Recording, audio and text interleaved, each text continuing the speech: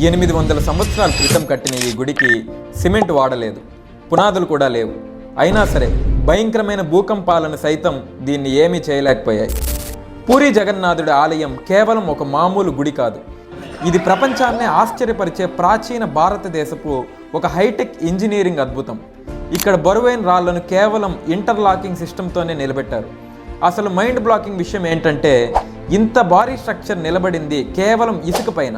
అవును, sand box technique వాడి భూకంపం వైబ్రేషన్స్ మొత్తాన్ని మింగేసేలా ప్లాన్ చేశారు.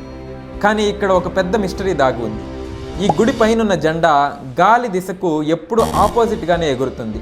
దానికి అసలు కారణం ఫ్లూయిడ్ డైనమిక్స్ సృష్టించే ఒక మ్యాజికల్ ఎయిర్ బ్యాక్ ఫ్లో. ఇక పైనున్న ఆ 8 టన్నుల చక్రం మీరు ఏ వైపు నుంచి చూసినా మీ వైపే చూస్తున్నట్లు ఉంటుంది. పైగా అది పిడుగుల నుంచి కాపాడే ఒక పవర్ఫుల్ లైట్నింగ్ అరెస్టర్.